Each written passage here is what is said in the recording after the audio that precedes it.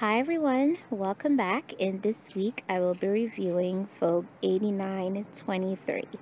I made view A with the short sleeves. The finished measurements on the pattern states that this one is 39 inches in length. It was a little too long for me, so I cut off about an inch of length off the pattern. The fabrics I use is this wool double knit jersey, and for the contrast I used a stretch lace. The stretch lace is sewn on top of the wool double knit jersey. This pattern is also fully lined. The lining does not come with the pattern, so I will flip it over and I will show you how it looks once I'm done going around the pattern. So let's get into the details. The first thing about this dress is that the neckline is a high neckline. Now, you know I have been posting photos of the trends on my blog, and a high neckline is definitely a trend for fall 2013. Then the next major feature is this contrast section. It's actually two sections. If you could see the princess seam right there, I was really happy that it had this built-in princess seam because that made it easy for me to adjust it and get it to fit how I like it. So it has the main body, which is the whole gray area is the main body, and then you have these two sections.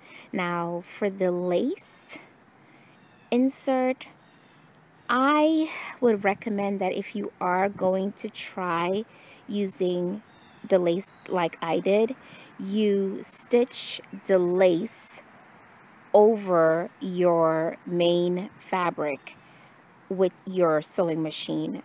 Now, I'm telling you this because I tried doing it with my serger because I thought it would go by really easy, and the differential feed kind of gave it that lettuce effect.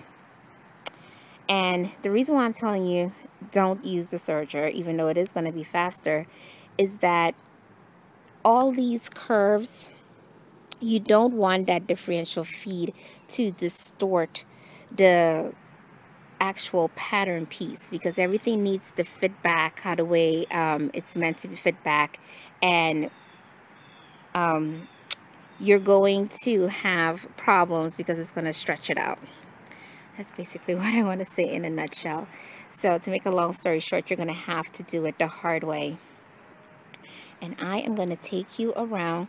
So as always, I omitted the zipper at the back, and I also remove the back vent. There's a back vent that's supposed to be in the back there.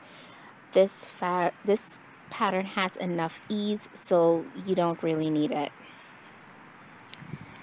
And this is the back. As you can see, it actually has 6 pieces. So you got the 2 for the skirt, the 2 for the contrast in the center, and the back yokes.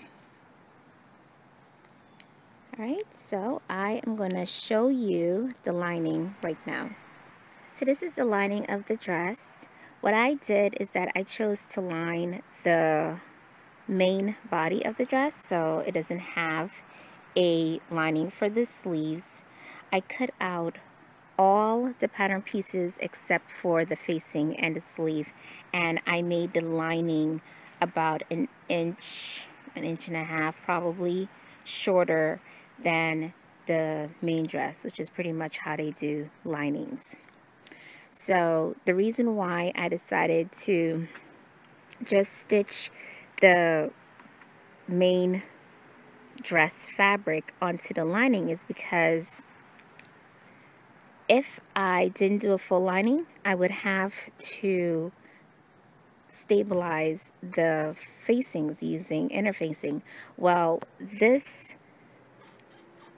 knit that I use for the lining is more stable than the wool double knit jersey, so that acts as a stabilizer because I stitched this directly on to the jet set fabric. And I just ran another stitch to kind of like, you know, finish it off and to position it on the actual fabric itself. And this whole area here is underlined, as you can see.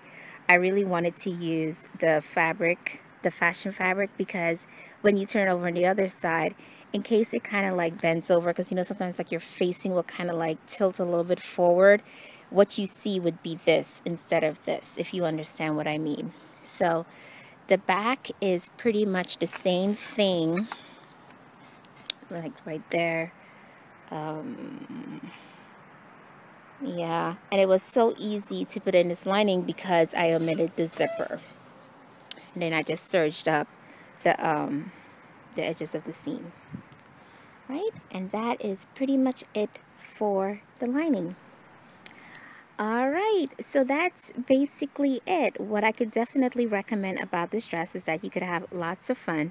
Obviously, I use a laced contrast, but you could do the whole, you know, color block thing where you put, you know, 3 different colors because it has the different sections. A big thing that's happening right now is that they're using the white color block. They're calling it white optic color blocking, you know, where they put the white on the inside of the side, and then they put like a black here, and then they put like a saturated color like red or cobalt blue or whatever.